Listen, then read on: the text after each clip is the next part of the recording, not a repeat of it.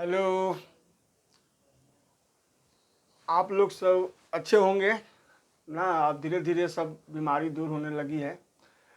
अच्छा, आज आप लोग देखिएगा कि आज जो हमारा जो वीडियो का टॉपिक्स होगा, पाकिस्तान मिलता दहेज में। देखिए ध्यान से, पाकिस्तान मिलता दहेज में अटल बिहारी वाजपेयी।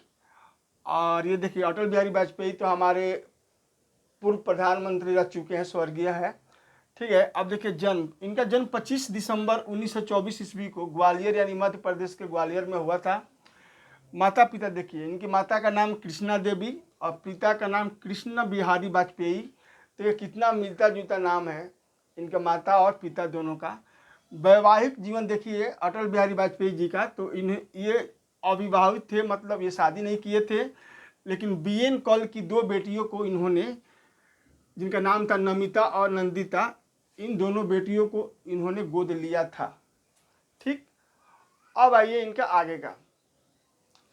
इनके पिताजी एक विद्यालय के टीचर के साथ साथ कवि थे।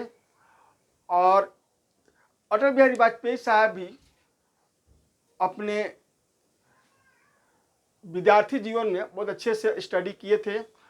और ये भी एक बहुत अच्छे कवि और प्रख्यात प्रवक्ता यानी स्पीच देने वाले समझे जाते थे। इसके अलावा ये कविता के साथ साथ थोड़ा बहुत दूरदर्शी भी थे। ठीक है। इसके अलावा ये लोगों से मिलने जुलने में बहुत माहिर थे। ये किसी को भी अपना दुश्मन नहीं मानते थे। ठीक है। इनका नेक दिल इरादा इतना था कि ये किसी को भी अपना न तो कोई दुश्मन मानते थे, न उनसे कोई बैमनस रखते थे। अच्छा, अब इनका देखा जाए आगे का, तो पढ़ाई करते समय 1942 के आंदोलन में, जब हम लोग का देश में था ना कि भारत से देश अपना आज़ाद कराना है अंग्रेजों से, अंग्रेजों भागो, तो उस आंदोलन में इन्होंने भाग लिया 1942 ईस्वी में। और कुछ समय तक जेल भी गए। उसके बाद इनका मुलाकात होता है डॉक्टर श्यामा प्रसाद मुखर्जी उनसे। और डॉक्टर श्यामा प्रसाद मुखर्जी को तो आप लोग जानते ही हैं कि हम लोग का जनसंघ के ये एक प्रख्यात लीडर थे। ठीक है। उनके साथ रहते रहते इन्होंने राजनीति का दांव पेच सीखा और इतने आगे चले गए कि इनका आज हम लोग वर्णन करने जा रहे हैं। ठीक है। अब क्या है कि डॉक्टर श्यामा प्रसाद मुखर्जी कश्मीर में एक देश एक संविधान एक विधान की लड़ाई के चक्कर में, यानी कि क्योंकि वहाँ पर उस समय जाने में, कश्मीर जाने में परमिट लगता था, वहाँ का अलग झंडा था, इसीलिए उसका उन्होंने विरोध किया। कहा कि ये कैसे हो सकता है, एक देश में एक झंडा हो और एक ही नियम सबका हो। इसके विरोध में गए कश्मीर। तो उनके साथ अटल बिहारी वाजपेयी जी भी थे, लेकिन उन्होंने कहा कि वाजपेयी जी आप चले जाइए, क्योंकि मैं ये लड़ाई अकेले लड़ूंगा और आप जाकर देशवासियों को बोलिए कि मैं लड़ाई लड़ रहा हूँ। दुर्भाग्यवश वहाँ पर उनकी मौत हो गई, वहाँ के लोगों के द्वारा उन्हें मार दिया गया। श्यामा प्रसाद मुखर्जी बेचारे मर गए। बहुत दुखद घड़ी हुई। उसके बाद क्या हुआ कि थोड़ी सी जिम्मेवारी अब इनके ऊपर भी आ गई कि जंक्शन को आगे ले चलना है। ठीक है, लेकर चले। अब क्या हुआ कि ये अपने जीवन में लगभग 10 बार एमपी बने हैं, पार्लियामेंट मेंबर। सर्वप्रथम इन्होंने 1954 ईस्वी में बलरामपुर से एमपी बने। और जनसंघ नाम का जो पार्टी था उस समय, तो उसका उस समय अध्यक्ष थे पंडित दीनदयाल उपाध्याय जी। जब पंडित दीनदयाल उपाध्याय जी का जब पंडित दीनदयाल उपाध्याय जी का मौत हो गया, यानी वो मर गए, मृत्यु हो गई, तो अटल जी को जनसंघ का अध्यक्ष बनाया गया। ठीक। और ये जनसंघ को अच्छा से आगे संचालित करने लगे। अब एक मोड़ आती है क्या कि 1977 में जब हम लोग का देश में इमरजेंसी लगता है, ठीक है, आपातकालीन, उसके बाद इंदिरा जी, मुरारजी सब थे, और जब मोरारजी देसाई ने इस्तीफा दिया तो क्या हुआ कि उस समय ये अपने जनसंघ पार्टी का नाम बदल करके जनता पार्टी कर दी। ठीक, और जनता पार्टी करने के बाद ये एल.के. आडवाणी तथा भैरव सिंह शेखावत के साथ मिल करके जनता पार्टी का नाम इन्होंने बीजेपी कर दिया। ठीक है, तो देखिए पहले जनसंघ, फिर जनता पार्टी और तब हुई बीजेपी। अब आइए, अब क्या देखा जा रहा है कि इस लड़ाई में जब वो आगे बढ़े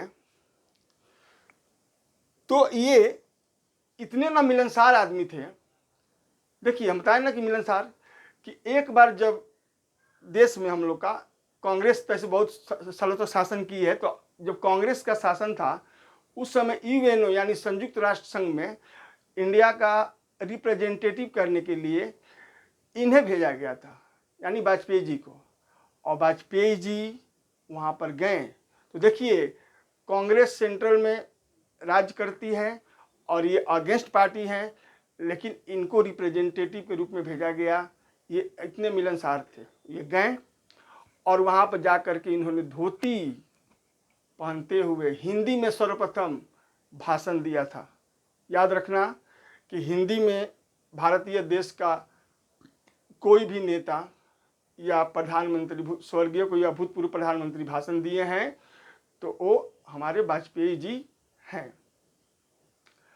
अब आई क्या कि बीजेपी को आगे बढ़ाना था।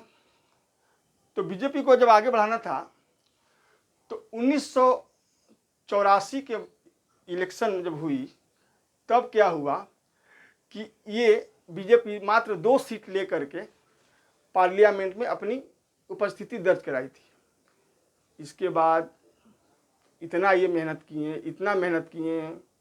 देखिए 1984 में 2 सीट, कि 1989 यानी 1979, 5 साल के बाद आते आते इन्होंने अपने पार्टी को 88 सीटों के साथ आगे बढ़ा कर ले गए।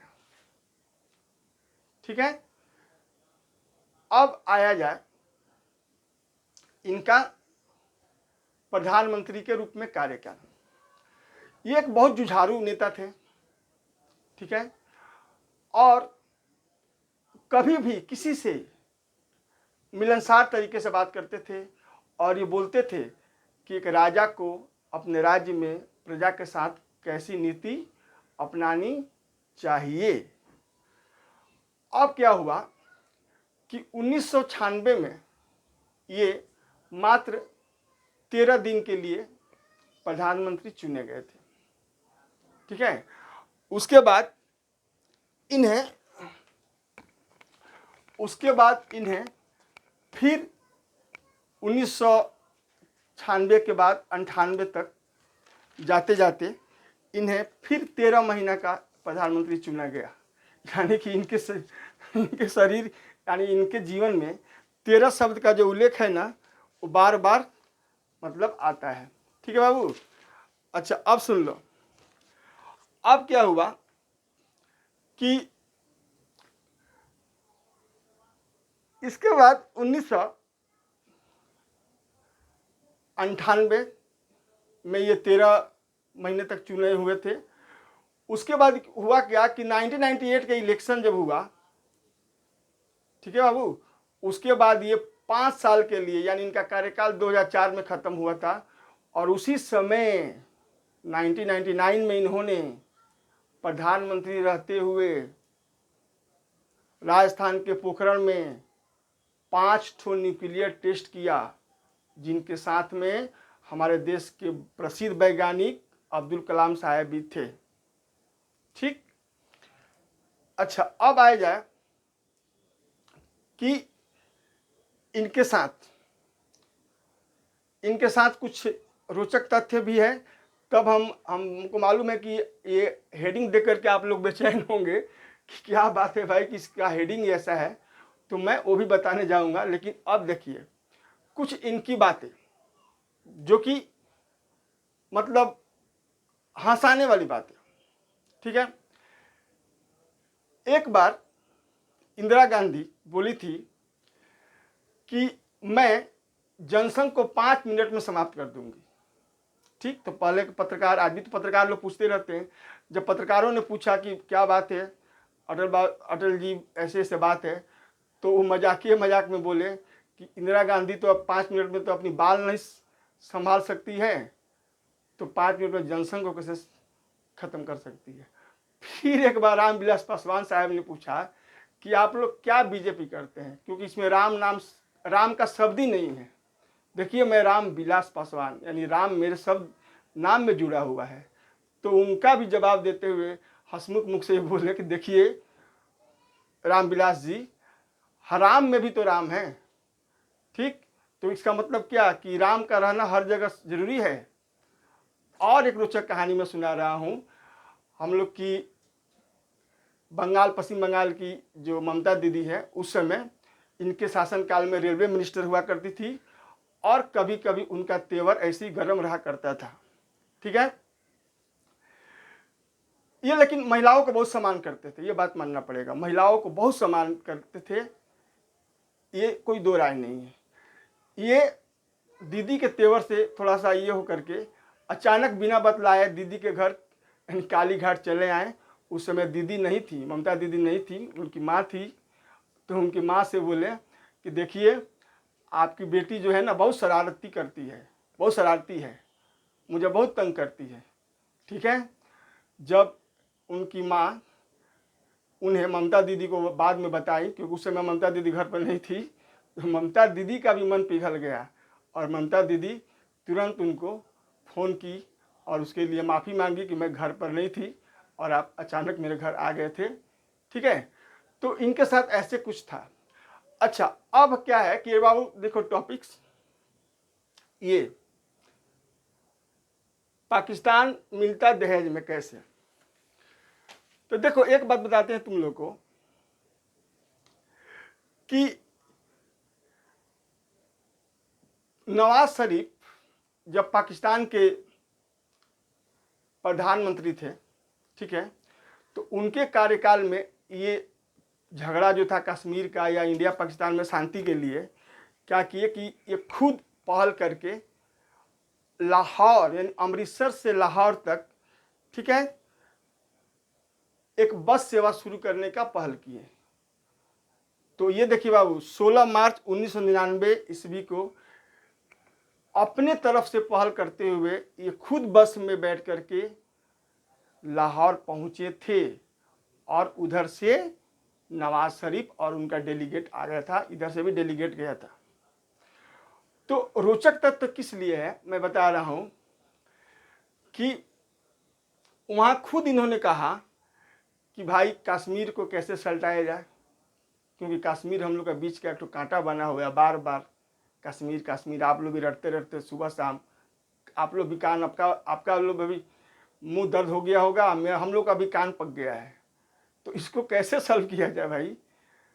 ठीक, तो उसी में बैठकी हुई, मीटिंग हुई, डेलीगेशन बैठी थी। उसमें एक महिला पत्रकार पाकिस्तान की, खूब ध्यान से सुनोगे, बोली कि वाजपेयी साहब, आप भी शादीशुदा तो खैर नहीं है और मैं कुंवारी हूँ, मैं आपसे शादी करनी चाहती हूँ, लेकिन मेरी एक शर्त है। वो बोले बोलिए क्या शर्त है। तो मुझे मुंह दिखाई, हम लोग को होता है ना मुख दिखाई, दुल्हन की मुंह दिखाई में मुझे कश्मीर दे दीजिए। सोचोगे खूब ध्यान से मेरी बात को। महिला पत्रकार कहाँ की, पाकिस्तान की, बोली कि मुझे आपसे शादी करनी है और मुझे यही हमारी तमन्ना है, इच्छा है कि जब मैं शादी करूंगी तो आपकी दुल्हन बन जाऊंगी, और मैं जब दुल्हन बनूंगी तो दुल्हन की बात हस्बैंड यानी पति मानता ही है लोग, तो आपको एक बात माननी पड़ेगी, मेरी शर्त कि कश्मीर हमें दे दीजिएगा। ये तनिक नहीं हिले, तनिक नहीं डोले। नहीं होता है कि क्या जवाब दे क्या जवाब दे, यानी इनके रिप्लाई, जवाब, सटीक जवाब, सही जवाब एकदम संग संग आते थे। मानना पड़ेगा ये प्रतिभा से भरे हुए, लेवरेज यानी कि भरे हुए ये एक हमारे देश के महान प्रधानमंत्री थे। ठीक, तो इन्होंने कहा कि आपने तो सही बोली, ठीक है, मैं शादी करूं आपसे, मुंह दिखाई में मैं कश्मीर दे देता हूं, लेकिन मेरा भी एक शर्त है कि मेरा भी तो कुछ दहेज का हिस्सा बनता है ना। उस दहेज में आप पूरे पाकिस्तान को हमें दे दीजिए। देखो बाबू, पूरे पाकिस्तान को हमें दहेज में चाहिए, इसीलिए मैंने टॉपिक भी रखा है कि पाकिस्तान मिलता दहेज में। ठीक है, अब क्या हुआ कि वो महिला पत्रकार तो शांत हो गई, लोग काफ़ी ठहाका लगाए, हंसे। ठीक है, और इस प्रकार से वो डेलीगेशन समाप्त हुआ। उसके बाद से बस सेवा शुरू हो गई। अब मैं कुछ बताने जा रहा हूँ तुम लोगों को, खूब ध्यान से सुनोगे। ठीक है, कि ये जब पोखरण में नाभिकीय टेस्ट कराए थे तो विश्व के सभी देशों ने प्रतिबंध लगा दिया था इंडिया पर। ये थोड़ा भी अडिग नहीं हुआ, क्योंकि सही में ये अटल थे। अटल का मतलब ही होता है कि पूरा एकदम अपने से पूरा क्या होना, तो पूरा एकदम अडिग रहना, यानी कि हिमालय पहाड़ के जैसा। अब मैं थोड़ा और आप लोग का समय लूँगा कि ये निर्णय लेने में जितने कठोर दिल के थे उतने ही नरम दिल के भी थे। यानी कोई निर्णय लेने में तुरंत कठोर दिल, लेकिन उतना ही नरम दिल के थे। ठीक है, और भारतीय राजनीति में इनको अजात शत्रु कहा गया है, क्योंकि अजात शत्रु का मतलब ही होता है कि जिनका जन्म से ही कोई शत्रु ना हो। ठीक, इस प्रकार से ये हमारे बीच अब नहीं रहे, उनकी मौत आज से 5-7 साल पहले हो चुकी है। ठीक है बाबू, तो मेरा टॉपिक्स यही था। यदि ये बात अच्छी लगी हो तो कमेंट करना। ठीक है, और अपना ख्याल रखना। धन्यवाद।